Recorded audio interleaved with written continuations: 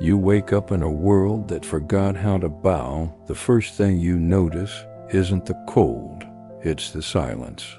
Not the peaceful hush of early dawn, but the hollow quiet of a world that lost too many voices at once. No clatter of pots from the neighbor's hearth.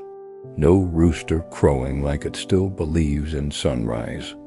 Just wind through broken shutters and the distant caw of a crow perched on a fence post that hasn't been mended in years. You sit up. Your mattress stuffed with straw, yes, but your straw in your house creaks beneath you. Before the great dying, your father slept on dirt. You remember him whispering prayers into the floorboards, begging God for a blanket that didn't smell of mildew. Now you own two.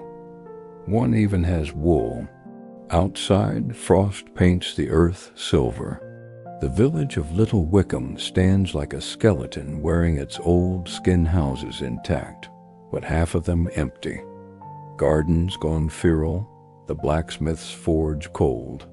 Yet smoke curls from more chimneys than you'd expect.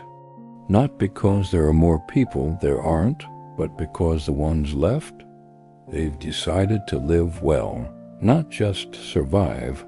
You pull on your tunic, wool again, soft against your skin. It belonged to a man who died coughing blood into his wife's apron. You try not to think about that, but sometimes in the quiet you thank him anyway. Down at the well, Margaret waves. She's wearing a merchant's shawl deep red, edged in thread that probably cost more than your grandfather made in a year. Her husband's shop is hers now. She runs it like a queen with no crown but plenty of sense.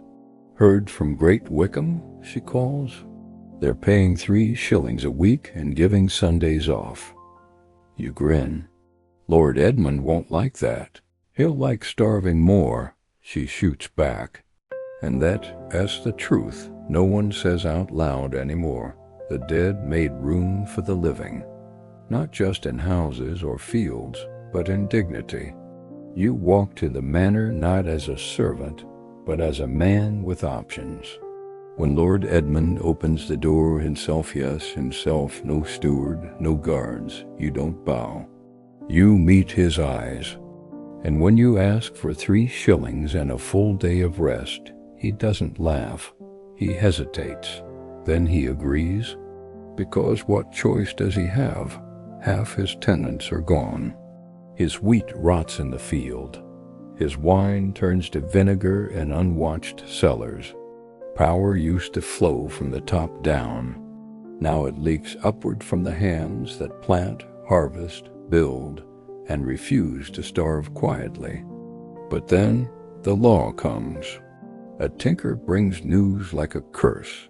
The statute of laborers, wages frozen, demands forbidden.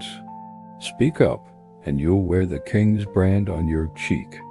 That night you lie awake wondering if warmth is worth chains. By morning you know the answer. Because freedom isn't just a charter or a coin, it has the quiet certainty that you want to kneel, unless you choose to. So when Wat Tyler's rebels march past your door with fire in their eyes and justice on their lips, you don't hide. You pack bread, kiss your sister's forehead, and join them. London burns, not with rage, but with hope. At Mile End, a boy king promises you everything. No more serfdom, fair pay, your name in ink beside the law. You weep holding that charter like it's a newborn child. But at Smithfield, the dream dies in blood. Wat Tyler falls. The king smiles. The charters vanish like mist. You flee home with a price on your head and revolution in your bones. And yet, years pass. The rebellion is called a failure. The leaders are ghosts on spikes. But something strange happens. The world keeps changing anyway.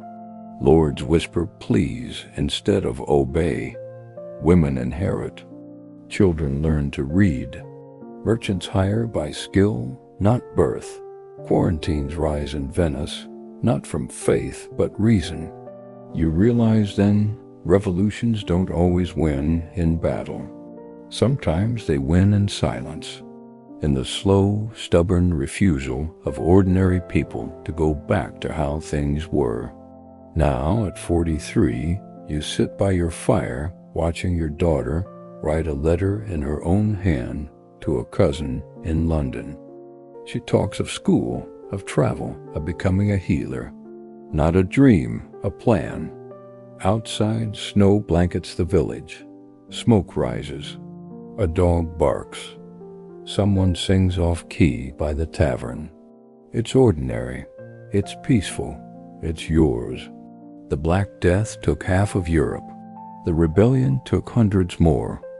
But what grew from that grief, what you built from the ruins, was a world where a peasant's son could look a king in the eye and walk away with his head high.